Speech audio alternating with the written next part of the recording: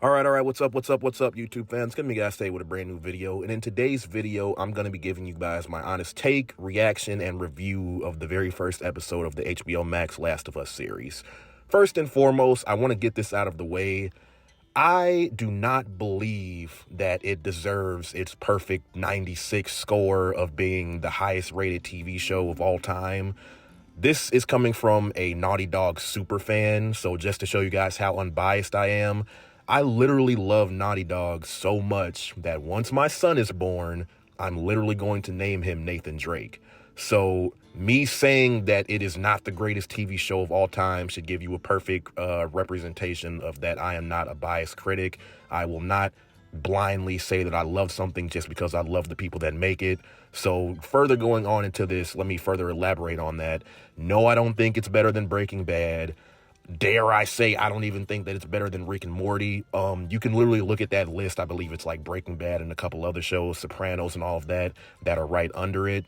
And I'm going to get into why I don't believe it's perfect, but I'm going to also go into why I believe the things that they did do in it is perfect for that genre. So let's further on get into the review by first stating the intro of the show.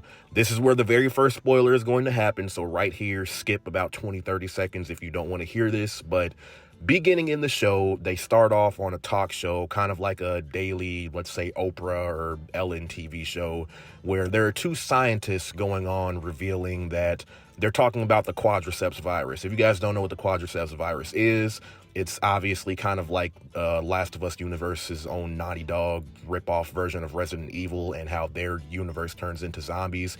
It's not necessarily zombification, but it is basically how ants get controlled by parasites, and they pretty much do whatever they want to do.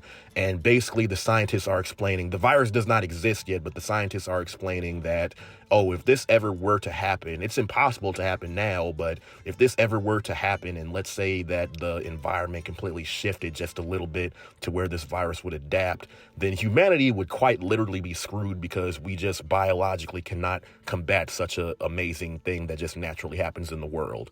Initially, you think that the show starts off very slow, but then once it starts to pick up and you start to hear them talk about that, the intro of the music starts to play and you really start to get a feeling like, oh, wow, shit is really about to get real. And we're not even 10 minutes into the show and this guy is just talking and you're already invested into the show.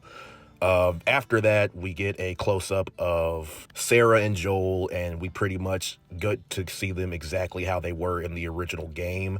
The show, I have to give it credit because the show literally fits and matches the game perfectly.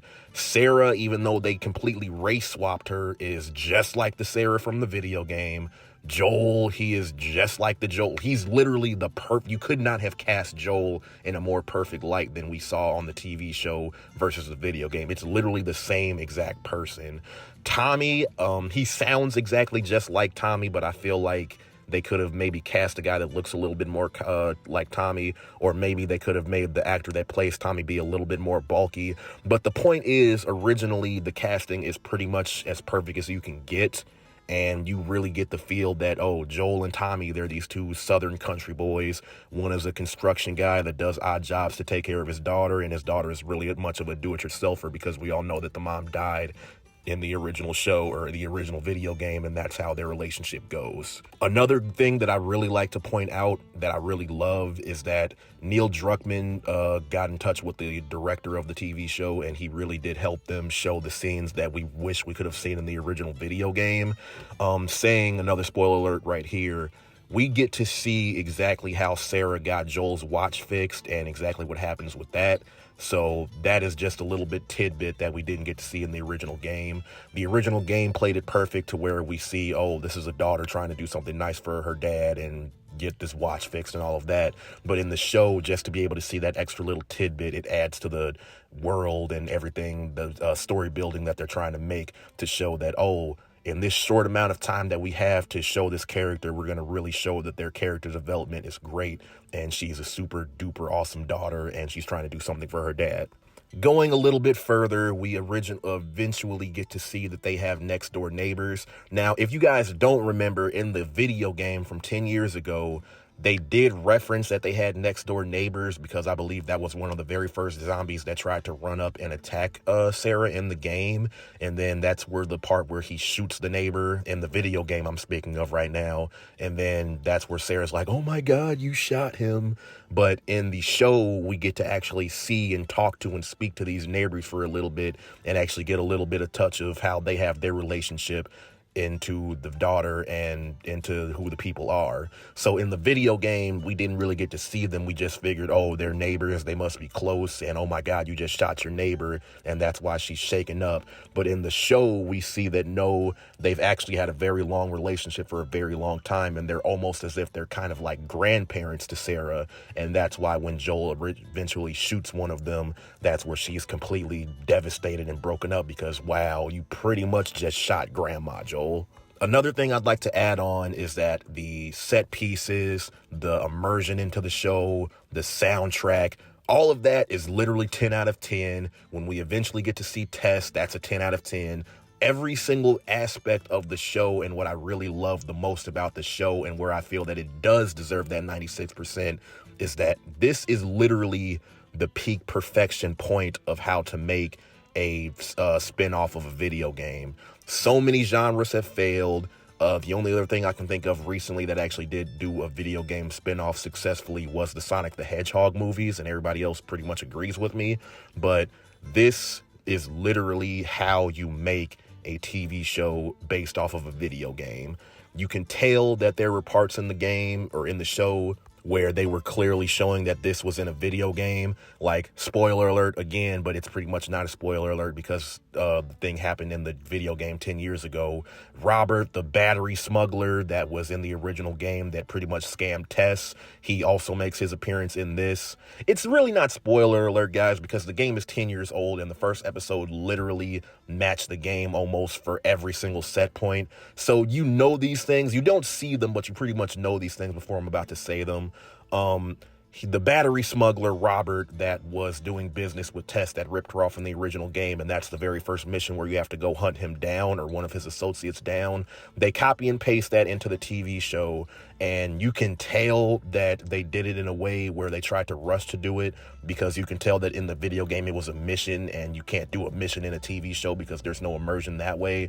But the way that they handled it was nearly perfect, and you really get to see, oh, this was a mission in a video game, but they put it on the big screen, and now we actually get to watch that mission play forth. And that's literally what so many places and so many TV shows usually fail doing, is that you can't really spin off a video game mission into a TV show, but The Last of Us found a way to do it in a perfect light. So for immersion, for set pieces, for genre, for music and all of that, I am going to give the show a perfect 10 out of 10, because you cannot match and do a video game spin-off any more perfect than what they did in this show. But now I'm going to get into the few things that I did not like about it and give you guys a final score. So the very first thing that I did not like is that the original 10 to 15 minutes of the show, it starts off extremely slow. Now, if you're a Last of Us fan, you're a video game fan, you love the video game, you played it all the time, you just love the game in general, then you're going to be going into it as a different mindset than a person that, let's say, they watch Breaking Bad, they watch Batman, and they watch dramas and all of that. And they may watch Law and Order, and they're trying to just get into the show for the first time if they never played the video game. For a video gamer that has played the game, it starts off extremely slow, but you accept it because they add in little tidbits here and there that gets you hooked, and they show you that, oh my God, this is going to be just like the game. Holy crap.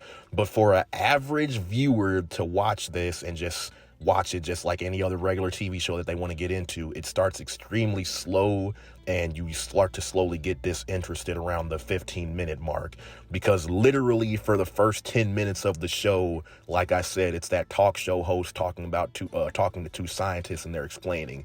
It's literally just two guys with no music talking as if it's like some scientist talking about Newton's theory or something like that. For an average viewer, I can completely understand why they would think that is boring and they would think, oh, this is all the TV show is? Wow.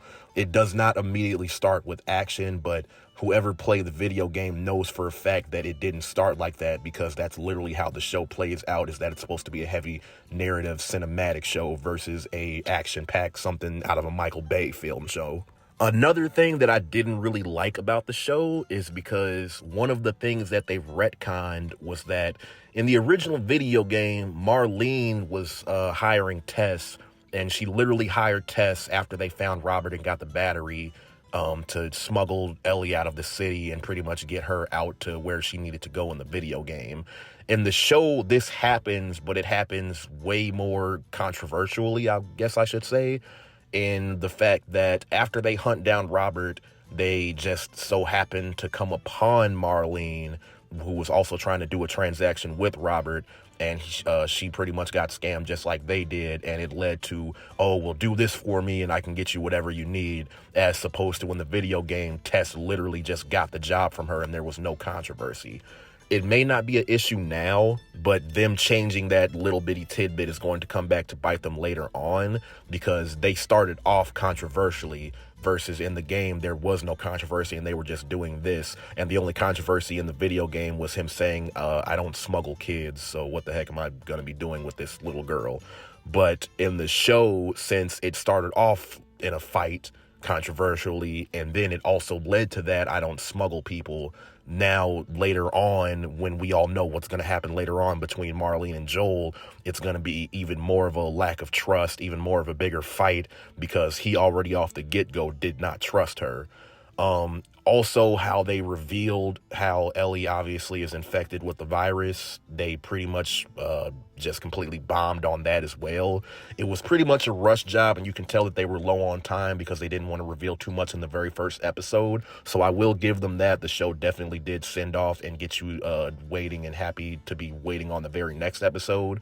But they could have handled that better than how they pretty much just rushed through it really quickly. Oh, I'm infected. Oh, but wait, I'm not infected. You don't have to shoot me or anything like that. Versus in the show, versus in the video game, they gave it its dedicated time to it. But again, I will give the show credit, because in a video game, you literally have as much time to do whatever that you want. And in the show, they literally have, I think it was like a 2-hour premiere, so they didn't really have a lot of time to get everything in. All in all, for my final score, I'm probably going to give the show an 8.5 out of 10. As a video game enthusiast who loves The Last of Us and Naughty Dog as a whole, it would probably be a perfect 10. But I have to look at this from a person that does not know anything about the series. And just like I did in my Last of Us 2 review, if you do not watch the series, or if you are a first-time viewer or somebody that is just not heavily dedicated into the show, then I can completely and totally unbiasedly see why you would not like the episode. You would probably still like it, but it starts so slow, and that is such a detriment to it, because if you are not a super fan, or if you are not a fan in general of the show, and you're just a one-time, first-time viewer that's trying to get into this nice new thing that everybody's talking about, then you're not going to like it, because it literally starts slow. You have to watch the thing for 20 to 25 minutes, which is a full episode of another TV show, just to get into where the stuff starts to get really good and pick up. And as a regular person that has never seen it, you're not going to like that. I don't care who you are. You're not going to like something starting up slow. Unless you're one of those people that like to give something a chance, then you're not going to like it. And I have to knock off points for that. But like I said, as a super fan of somebody who loves The Last of Us in the video game, they did the spinoff perfect. You cannot make a video game adaptation any more perfect than this show, and in that aspect it gets a complete full 10 out of 10 for me, actually 11 out of 10, because they did the spin-off adaptation perfectly. But again, a regular full review, it gets a full 8.5 out of 10, because the show is still great. The music, the acting, the casting is still all great, but it starts off slow, and then at the very end they rush it. And as a regular person, not a fan, you're not going to like that. I don't care who you are. That's the video today, guys. I hope you liked it. If I want to do or if you guys want me to do a episode 2 review or a full series view at the end, just let me know in the comment section below. I'll catch you guys in the next one.